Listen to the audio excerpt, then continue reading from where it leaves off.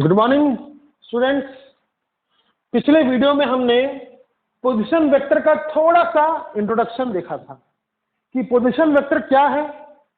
एक ऐसा वेक्टर जो किसी पॉइंट का पोजीशन बताता है विथ रेस्पेक्ट टू ओरिजिन। समझे? तो चलिए हम थोड़ा सा इसको और आगे सीखते हैं। बहुत इंपॉर्टेंट मैं आपको एक चीज बता रहा हूं। क्या है? ये सब है सिंपल, लेकिन अंदर से दिल से जो इसको समझ पाएगा वही अच्छे न्यूमेरिकल्स मैथ्स में भी कर पाएगा। फिजिक्स तो फिजिक्स, मैथ्स में भी कर पाएगा। ठीक है? देखिए पोजीशन वेक्टर। चलिए तो सबसे पहले हम अपना वही एग्जांपल उठाएंगे। 7 मीटर चला लंबाई, तो कहां पहुंचा? ए पर पहुंचा। ओ मतलब ओरिजिन। क्या इसका मैग्नीट्यूड, ओए का मैग्नीट्यूड 7 मीटर है? हाँ है। अच्छा, फिर यहां से चला वो ऊंचाई यानी पैरेलल टू वाई एक्सिस, कितना? 5 मीटर। कहां पहुंचा? यहां पहुंचा। यहीं तक सीमित रहते हैं फिलहाल। इसी को समझ लो अच्छे से। क्यों? इसी को क्यों समझ लो पहले। देखो बेटा, ये लाइन बोर्ड पर है, ये व्हाइट बोर्ड पर, ये लाइन भी इसी बोर्ड पर है। तो पहले इतना ही समझ जाते हैं अच्छे से, फिर बोर्ड के बाहर निकलेंगे। ओके, तो मैं ना एक लाइन बनाऊंगा ओ बी। क्या O A position vector of O है? ए है? हाँ है। क्या A B position vector of B है? नहीं। पोजीशन वेक्टर होने के लिए कहां से शुरू होना पड़ेगा? ओरिजिन से स्टार्ट करना पड़ता है वेक्टर को। तो क्या ओ बी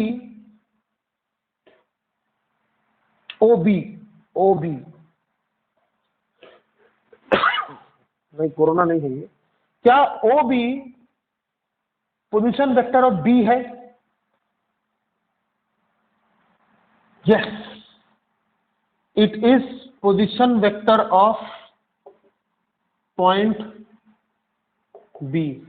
अच्छा, मुझे एक बात बताइए, क्या आप ए का मुझे कोऑर्डिनेट बता सकते हैं? कोऑर्डिनेट नहीं, भूल गए क्या? बता सकते हैं। ब्रैकेट में 7,0,0। अभी तो जेड एक्सिस पर निकला ही नहीं है वो, तो तीसरा मत लिखिए, चलता है। क्या आप बी का मुझे पोजीशन वेक्टर बता सकते हैं? हाँ, इधर 7 इधर 5, 7,5। समझ गए? Very good. तो मुझे एक बात बताइए, क्या आप ओ ए को ऐसा लिखेंगे 7i कैप? नहीं अगर समझ रहे तो पिछला वीडियो देखिए, लास्ट में यूनिट वेक्टर में देखिए। मुझे बताइए ओ ए किधर है? एक्स एक्सिस की ओर है। एक्स एक्सिस की ओर यूनिट वेक्टर का नाम क्या है? आई कैप। वाई वाला जे कैप और जेड वाला के कैप। यूनिट वेक्टर का नाम। किसी वेक्टर को हम कैसे रिप्रेजेंट करते हैं? Vector A is equal to mod of A into A cap. नहीं समझे? Vector A is equal to उसका मैग्नीट्यूड और उसका डायरेक्शन। तो ये जो वेक्टर है, क्या इस वेक्टर का डायरेक्शन कुछ खास है? हाँ है, ये एक्स एक्सिस की ओर है, तो 7i कैप। समझ गए आप? क्या ये वेक्टर पहले यहां तक पहुंचने के लिए 7 मीटर लंबा और फिर 5 मीटर ऊंचा चढ़ा है? यानी 7,5। 7 किस डायरेक्शन में है? X axis. और 5 किस डायरेक्शन में है? Y axis. समझ में आया? क्या इस वेक्टर का नाम क्या होगा? बोलिए तो। मतलब वेक्टर ए बी आप कैसे लिखेंगे? इस तरह कैसे लिखेंगे? क्या इसका ए बी का मैग्नीट्यूड 5 है? हाँ है। और डायरेक्शन भूल गए? अरे यार, a vector can move freely in space. इस वेक्टर को यहां ले आओ, क्या ये y एक्सिस के ऊपर चढ़ जाएगा? हाँ। क्या y का नाम j है? हाँ। तो आप यहां पर j लिख सकते हैं। नहीं समझे? ये वेक्टर है यहां पर। आप घबरा रहे थे कि 5j कैसे लिखूं, क्योंकि 5j तो इस वेक्टर का नाम होगा, तो आप इसका भी नाम 5j लिख सकते हैं। क्यों? क्योंकि ये वेक्टर और ये वेक्टर, याद कीजिए पॉइंट नंबर 1, इक्वल वेक्टर्स है। समझ में आया? You can move this vector freely and put it over here. समझ में आ गया? ठीक है। तो इस वेक्टर का नाम 7i, इस वेक्टर का नाम 5j। तो आप इस पॉइंट तक अगर डायरेक्टली पहुंचेंगे तो क्या मैं बोल सकता हूं कि इस डायरेक्ट पहुंचने वाला रास्ता में ये और ये जुड़ा हुआ है? तभी ना कोऑर्डिनेट ऐसा दिखाए 7,5। तो वेक्टर OB को आप कैसे लिखेंगे? इधर 7i और इधर 5j, बीच में डाल दीजिएगा प्लस। समझे? बहुत लोग ना कंफ्यूज रहते हैं, बहुत लोग ऐसे भी सोचते हैं। मैं बच्चों का जो मनोविज्ञान है वो समझता हूं थोड़ा सा। देखिए, बहुत लोग क्या सोचते हैं मालूम है? सर हम ऐसा भी तो कर सकते थे, OB vector is equal to OB vector का मैग्नीट्यूड इंटू OB कैप। कर सकते थे कि नहीं कर सकते थे? इसका मैग्नीट्यूड आप नहीं निकाल सकते हैं क्या? आराम से निकाल सकते हैं। अरे पाइथागोरस थ्योरम भूल गए क्या? 7 का स्क्वायर 49, 5 का स्क्वायर 25, कितना हो गया? 9, 5, 14 और 1 7। तो इसको कितना हो जाएगा? √74। मैं सॉल्व नहीं करने वाला। तो क्या मैं OB वेक्टर को, ध्यान से देखिए, OB वेक्टर, क्या मैं OB वेक्टर को लिख सकता हूं √74 OB कैप? अरे बिल्कुल लिख सकते हैं, ऐसा आप बिल्कुल लिख सकते हैं, कुछ गलत नहीं है इसमें। बट क्या ये स्टैंडर्ड है?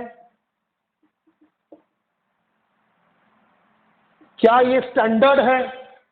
OB लिख देने से पब्लिक को समझ गया कि OB किधर है? बताओ, तुमने इस तरह से OB कैप अगर लिख दिया तो क्या पब्लिक को समझ गया कि OB किधर है? नहीं समझ पाएगा ना बेचारा पब्लिक।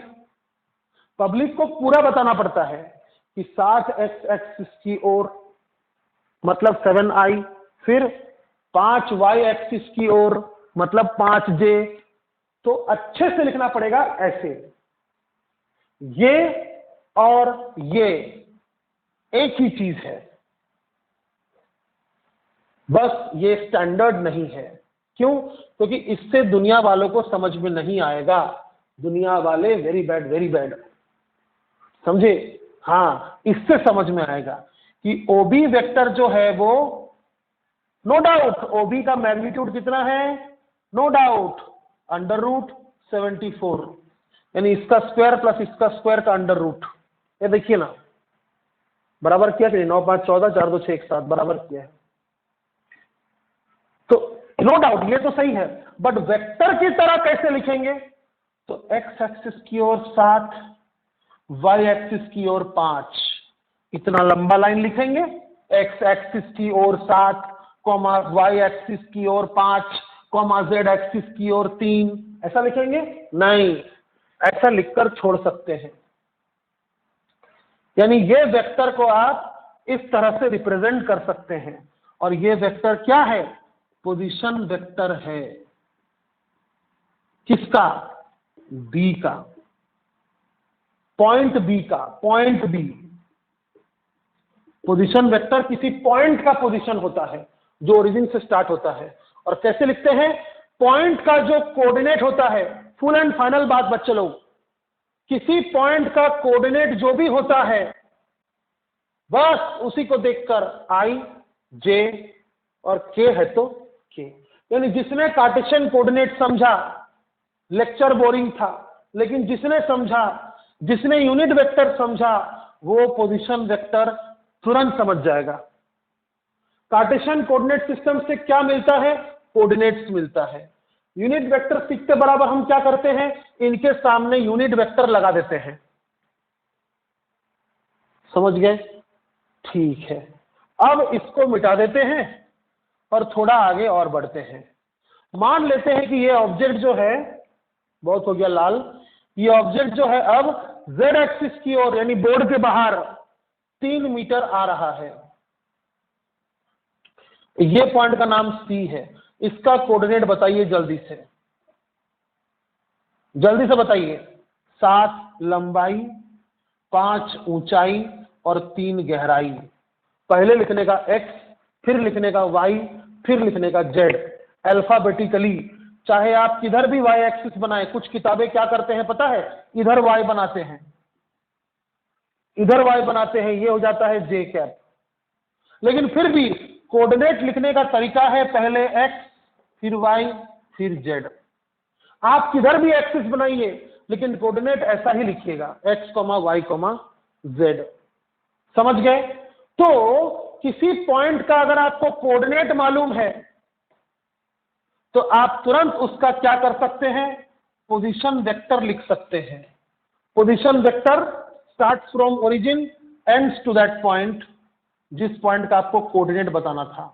दिख रहा है ब्लू वाला? दिख रहा है ब्लू वाला? एक और ब्लू है मेरे पास, 2 ब्लैक है, 2 ब्लू है, सब लेकर घूमते हैं। OC क्या है बताइए, जल्दी बताइए। OC क्या है? Is position vector of point C। C के ऊपर एरो दे दूं क्या? अरे नहीं ना यार, ये पॉइंट है C। तो OC को कैसे लिखिएगा आप?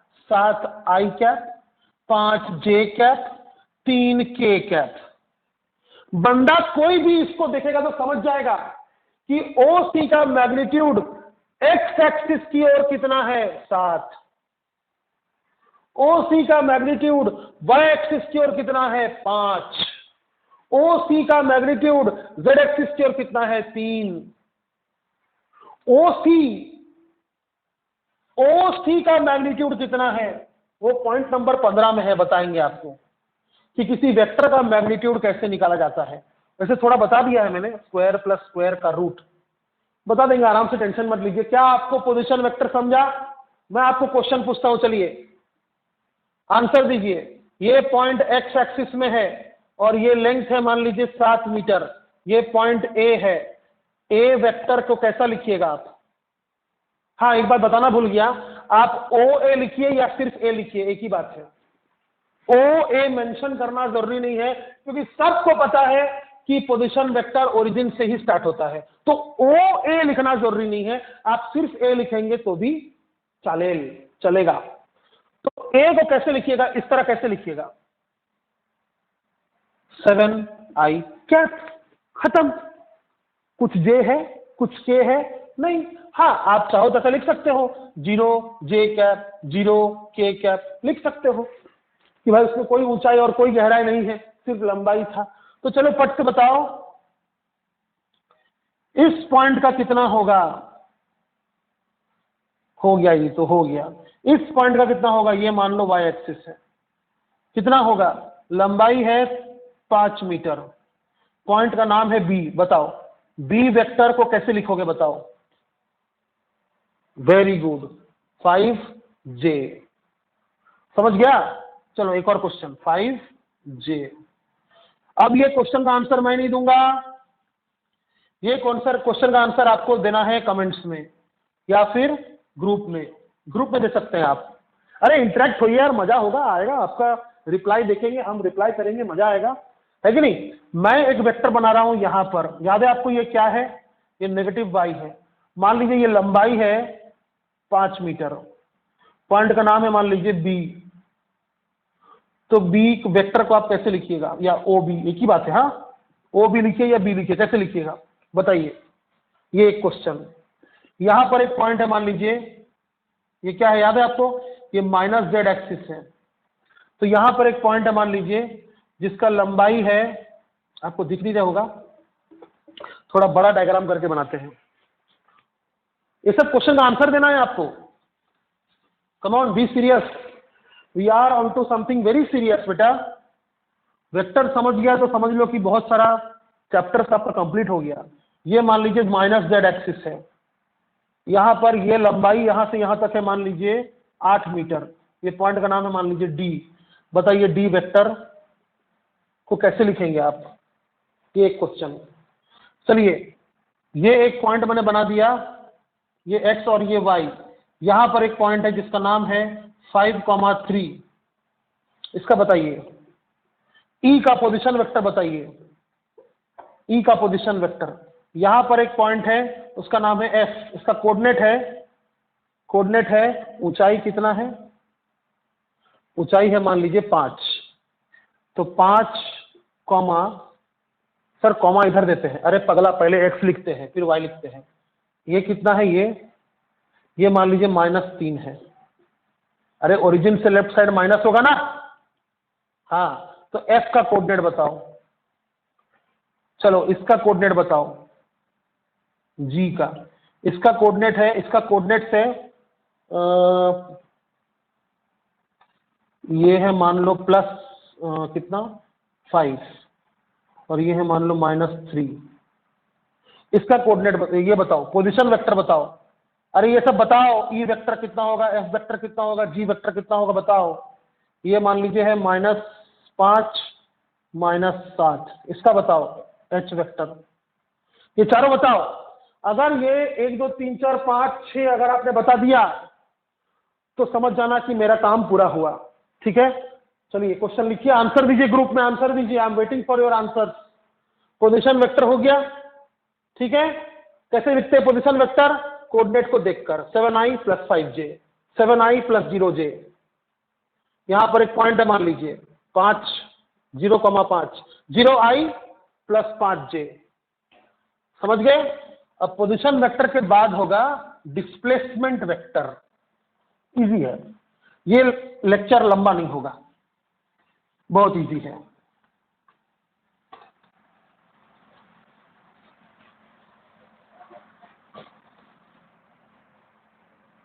Point number 14, displacement vector.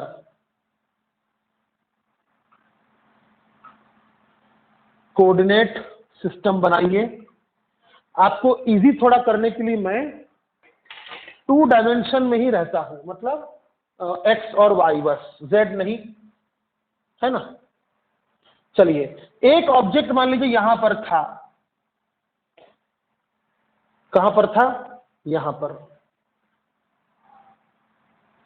उसका नाम था ए और कोऑर्डिनेट था 3,5। वो ऑब्जेक्ट यहां से यहां आ गया।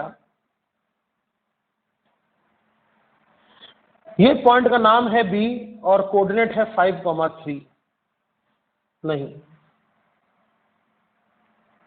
हाँ सही है। सर आप इसको कैसे सोचते हैं सर? अरे इजी है यार, ऐसा नीचे करता हूं, इसको मानता हूं 3, ऐसा इधर करता हूं, इसको मानता हूं 5। फिर मैंने तो सीखा ही है, पहले एक्स फिर वाई, पहले एक्स फिर वाई। अब इसको ऐसा करके देखो, ये थोड़ा लंबा लग रहा, इसको मान लिया 5 तो पहले 5, ये ऐसा कर दिया, इसको मान लिया 3 तो बाद में 3। हो गया कोऑर्डिनेट। कोऑर्डिनेट लिखना आसान है बेटा, टेंशन नहीं लेने का, आसान है, बहुत आसान है। एक चीज बता दे रहा हूं, देखो तुम्हारे पास यहां पर होगा पॉजिटिव एक्स और पॉजिटिव वाई, इसको कहते हैं फर्स्ट क्वाड्रेंट। ये सब तुम सीखे हो ना, फिर भी बता दे रहा हूं, क्या है बताने मजा आता है। यहां पर है -x, ये देखो -x लेकिन +y, ये इसको कहते हैं सेकंड क्वाड्रेंट। यहां पर -x और -y, ये देखो -x इधर -y इधर, इसको कहते हैं थर्ड क्वाड्रेंट। और यहां पर +x और -y, ये देखो x प्लस है लेकिन y माइनस है। अब बोर्ड के बाहर निकलिएगा तो +z, बोर्ड के अंदर घुस जाइएगा तो -z। इसको कहते हैं हम फोर्थ क्वाड्रेंट। क्वाड्रेंट ये तो सिखाए होंगे आपके मैथ्स के सर ने, है कि नहीं? अच्छा, कोई भी आप एक पॉइंट ले लो, कोई भी एक पॉइंट, कहीं भी हवा में एक पॉइंट ले लो जिसका कोऑर्डिनेट है x, y, z। तो पोजीशन वेक्टर कैसे लिखते हो मैंने सिखा दिया, कैसे? x i कैप प्लस देना मत भूलना, y जे कैप प्लस जेड के कैप, ऐसे लिखते हैं हम पोजीशन वेक्टर इस पॉइंट का। आई कैप का मीनिंग क्या है बताओ? Unit vector along X axis. J cap का unit vector along Y axis. K cap का unit vector along Z axis. ये सब सिंपल बात सिखा दिया मैंने, तो ठीक है। तो ये हमारा सेकंड लास्ट टॉपिक है, डिस्प्लेसमेंट वेक्टर। यानी एक ऑब्जेक्ट यहां पर था और यहां पर पहुंच गया, तो फाइंड द डिस्प्लेसमेंट वेक्टर। मैं ये नहीं पूछ रहा फाइंड द डिस्प्लेसमेंट, हम स्ट्रेट लाइन मोशन नहीं पढ़ रहे। फाइंड द डिस्प्लेसमेंट वेक्टर, तो कैसे? देखिए क्या करने का, यहां से लेकर यहां तक एक लाइन बना दीजिए। वो पहले कहां था? ए पर, बी फाइनली कहां पर था? बी पर। तो लाइन का एरो किधर दिखाइएगा? फाइनल पॉइंट की तरफ।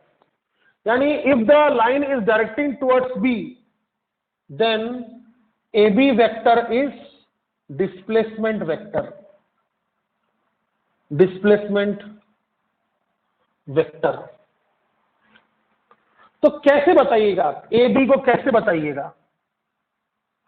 यह मैं आपको इसके बाद के सेशन में समझाऊंगा। क्यों? क्योंकि पहले मुझे आपको सिखाना पड़ेगा एडिशन करने के नियम, तभी मैं आपको इसका आंसर दे पाऊंगा।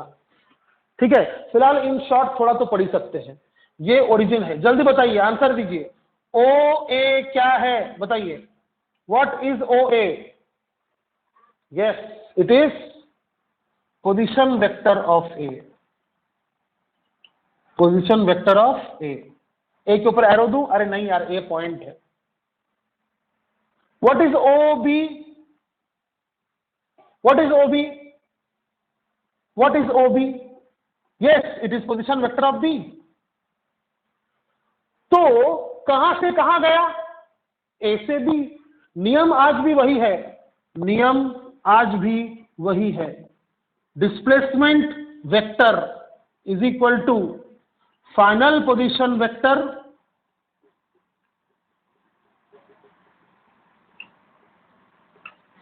Minus initial position vector. याद रखिएगा, आज भी बात वही है, हम फिजिक्स में हमेशा फाइनल माइनस इनिशियल करते हैं। तो फाइनल पोजीशन वेक्टर क्या है बताइए? ये इनिशियल है और ये फाइनल है ना? तो फाइनल पोजीशन वेक्टर क्या होगा? O B. Very good. मान लीजिए इसका कोऑर्डिनेट कितना माना क्या लिखा ही है मैंने, 5 और 3, ठीक है। Minus initial position vector O A. बस मैं तो आपको यही तक बताऊंगा, तो आप इसको सीख लो, सीख लो। ए बी, बी माइनस ए। मैंने आपको पहले बोला था कि आप ओ बी लिखो या बी लिखो, एक ही बात है, समझ गए? तो ए बी, बी माइनस ए। अब कैसे माइनस करेंगे वो आपको आराम से सिखाएंगे। फिलहाल लास्ट टॉपिक सीख लेते हैं, वो है मैग्नीट्यूड ऑफ अ वेक्टर। बहुत ही आसान सा टॉपिक है, चुटकी बजाते आप सीख जाएंगे। जितना भी पढ़ाया मैंने आपको, उसमें से Cartesian coordinate system, unit vector और पोजीशन वेक्टर, ये 3 बहुत इंपॉर्टेंट है। इनमें से अगर कुछ नहीं समझा है तो आप वीडियो को 2 बार 3 बार देखिए और पूछिए, नहीं समझ में आए तो पूछिए, ठीक है। चलिए, लास्ट टॉपिक हमारा मैग्नीट्यूड ऑफ अ वेक्टर। ये टॉपिक का नाम पहले समझा जाए। सर, पहले सेशन में आपने बोला था कि मान लेते हैं हमने इस ब्लॉक को एक फोर्स लगाया, और फोर्स कितना लगाया? 10 न्यूटन। बता तो दिया कितना लगाया? 10 न्यूटन। हाँ, मैंने आपको बता तो दिया मैंने कितना फोर्स लगाया? 10 न्यूटन। अरे यार, ऐसे क्वेश्चन के लिए टॉपिक नहीं है। जब मैग्नीट्यूड मैंने बता ही दिया तो टॉपिक सीख कर क्या करोगे? ये टॉपिक कुछ और है, मैं बता रहा हूं क्या है। वाई एक्सिस, एक्स एक्सिस और जेड एक्सिस। एक पॉइंट मैंने लिया हवा में यहां पर। अब यहां पर मैं अगर एक ब्लू डॉट बना दूं तो आपको दिखेगा नहीं ना? तो यहां बनाता हूं, इसके पास ये है मान लीजिए यहां से यहां तक का लेंथ है, मान लीजिए छोटा एक्स, एक्स हम कैपिटल लेटर से लिखते हैं, छोटा एक्स। ये जो डिस्टेंस है वो मान लीजिए है छोटा वाई। और ये बाहर कितना आया था, वो बाहर कैसे आता है, इसके पैरेलल आता है ना, तो बाहर कितना आया था, छोटा जेड। तो इसका कोऑर्डिनेट क्या होगा, X comma Y comma Z, point P नाम, X comma Y comma Z. तो पॉइंट पी का आप वेक्टर कैसे लिखिएगा, पॉइंट पी लिखो या ओपी लिखो, एक ही बात है, मैं ओ नहीं लिखूंगा। ये वेक्टर कहां है बताओ, बताओ वेक्टर बना के दिखाओ। तुम वेक्टर कैसे बनाते हो, एक लाइन बना के बनाते हो, कहां से बनाओगे, यहां से, ओपी या सिर्फ पी, ये है तुम्हारा पी वेक्टर। तो इसको तुम लिखोगे कैसे, सर सिंपल है, आपने सिखा दिया है, एक्स आई वाई जे जेड के, आई जे के लिख दिया। अब मैं तुमसे इस लाइन का लंबाई मांग रहा हूं। अरे भाई वेक्टर का लंबाई, पोजीशन वेक्टर का लंबाई, मैग्नीट्यूड क्या होता है, मैग्नीट्यूड इज लंबाई ऑफ लाइन, लंबाई ऑफ लाइन, ये लाइन का लंबाई। तो बहुत सिंपल है बेटा, ज्यादा दिमाग मत लगाओ, मैं तुमको डायरेक्ट फॉर्मूला दे रहा हूं, अंडर रूट ऑफ एक्स का स्क्वायर प्लस वाई का स्क्वायर प्लस जेड का स्क्वायर, टॉपिक खत्म। अंडर रूट ऑफ एक्स का स्क्वायर प्लस वाई का स्क्वायर प्लस जेड का स्क्वायर, अगर उसमें से कोई नेगेटिव भी है, मान लो माइनस वाई है, तो भी कोई टेंशन नहीं, उसका स्क्वायर करना है, पॉजिटिव हो जाएगा। सर ये फॉर्मूला आया कैसे, जानना है आपको, मैं बता रहा हूं। देखो क्या करो, देखो ध्यान से देखना, याद रखना, भूलना मत कि तुम बोर्ड के बाहर भी आए थे। तो जब तुम यहां आए थे, तो यहां से जब तुम परपेंडिकुलर ड्रॉ करोगे तो यहां बनेगा वो,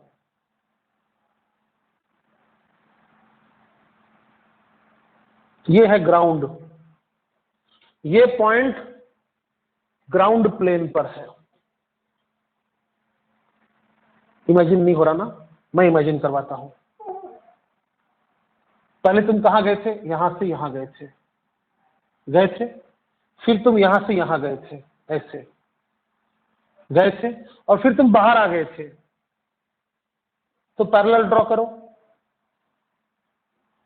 पैरेलल ड्रॉ करो, चलो इसके पैरेलल कर दिए, कर दिए। अब ये है तुम्हारा पॉइंट पी, बाहर आया था ना, हाँ ये है तुम्हारा पॉइंट पी, इसका कोऑर्डिनेट है X comma Y comma Z. हाँ उसका बना दिया था मैंने, क्योंकि तभी मैं आपको इमेजिन नहीं करवाया था ना कि हम बाहर भी निकले हैं, अभी मैं इमेजिन करवा रहा हूं बाहर निकले हैं, पॉइंट पी। तो जब हम इससे एक परपेंडिकुलर ड्रॉ करेंगे तो ऐसे ड्रॉ होगा,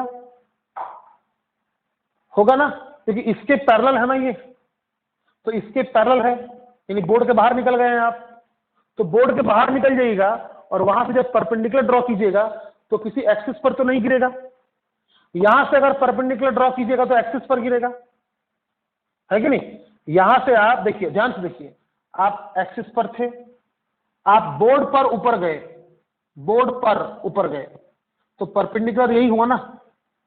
लेकिन जब आप बाहर निकल गए, फिर वहां से आप परपेंडिकुलर ड्रॉ करेंगे तो एक्सिस पे गिरेगा क्या, नहीं, ग्राउंड पे गिरेगा, तो वो ग्राउंड पे गिर गया। समझ में आ गया, ठीक है। अब इसको मिटा दीजिए, आपको यहां से लेकर यहां तक का लेंथ चाहिए था, ये लाइन का लंबाई चाहिए था, ये है, कैसे देखिए, ये देखिए, ये मैंने बना दिया एक क्यूब,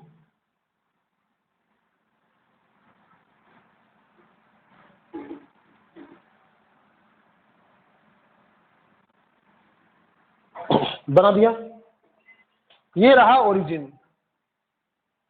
पहले आप गए एक्स, फिर आप गए वाई, फिर आप बाहर निकले जेड, ये जेड है, ये वाई है और ये एक्स है। मुझे ये ओरिजिन यानी यहां से यहां तक का मुझे लंबाई चाहिए, ये लंबाई मुझे चाहिए। ये लंबाई। देखिए बेटा बहुत इमेजिनेशन चाहिए, ध्यान से देखिएगा, आसान है। क्या कीजिए आप, आपको ये लंबाई चाहिए ना, देखिए यहां से यहां तक एक लाइन ड्रॉ कीजिए। ये डायगोनल है जमीन पर, ये जमीन है ना, ये जमीन है, ये आसमान है, ठीक है। तो ये हो गया आपका डायगोनल। अब देखिए ध्यान से, अगर ये z है, ये अगर z है तो ये भी z है, ये अगर z है तो ये भी z है, बराबर। ये अगर y है तो ये भी y है, ये लंबाई y है, ठीक है। अब देखिए ये जो ट्रायंगल मैंने बनाया, ये डॉटेड लाइन, ये रेड लाइन और ये ग्रीन लाइन, ये एक परपेंडिकुलर मतलब राइट एंगल ट्रायंगल है, यहां पर 90 डिग्री है, ठीक है, ठीक है। तो यहां पर ध्यान से देखिए, ये भी 90 डिग्री है, हाँ। अरे एक क्यूबॉइड का, क्यूब का सारे एंगल्स क्या होते हैं, 90 होते हैं ना। तो ये x और ये y, तो ये कितना होगा, सॉरी ये x और ये z, तो ये कितना होगा, पाइथागोरस थ्योरम। किसी भी राइट एंगल ट्रायंगल में 90 के सामने वाला क्या होता है, हाइपोटेन्यूस होता है ना। तो 90 के सामने वाला क्या है, हाइपोटेन्यूस है। तो ये कितना हो जाएगा, अंडर रूट ऑफ x का स्क्वायर प्लस z का स्क्वायर, हो गया। अब ये लाइन और ये ग्रीन वाला लाइन, ये भी 90 डिग्री में है यहां पर। तो इस 90 के सामने वाला कौन है, ग्रीन लाइन है, वो क्या होगा, हाइपोटेन्यूस। तो वो कैसे निकलेगा, इसका स्क्वायर प्लस इसका स्क्वायर का अंडर रूट, इसका स्क्वायर ये खुद कितना है, under root of x square plus z square का स्क्वायर, फिर इसका स्क्वायर, ये कितना है, ये y है तो ये भी y है, का अंडर रूट। अंडर रूट का स्क्वायर कितना होता है, अंडर रूट हट जाता है, प्लस y स्क्वायर का अंडर रूट आ गया। डेरिवेशन अगर नहीं समझा कोई बड़ी बात नहीं है, याद रखिएगा किसी पॉइंट का कोऑर्डिनेट अगर x, y है तो पोजीशन वेक्टर का लंबाई है under root of x square plus y square. किसी पॉइंट का कोऑर्डिनेट अगर x, z है तो पोजीशन वेक्टर का लंबाई हो जाएगा x square plus z square का अंडर रूट। तो किसी का x, y, z तीनों है तो ये होगा आपका आंसर, तीनों का स्क्वायर का प्लस का अंडर रूट। तो इस तरह से हम किसी वेक्टर का मैग्नीट्यूड निकालते हैं। तो आप इन सभी में सिर्फ इस बात को गौर कीजिए कि अगर कोई vector xi plus yj plus zk की तरह दिया हुआ है तो ये बेसिकली क्या है, उस पॉइंट का पोजीशन वेक्टर है और उसका मैग्नीट्यूड कैसे निकलेगा, लंबाई कितना, under root of x square plus y square plus z square. समझ में आया, इसको समझिए, अगर आपको इच्छा है तो दोबारा समझिए अच्छे से देख के। धन्यवाद। तो सारे टर्म्स एंड टर्मिनोलॉजीज हो गए।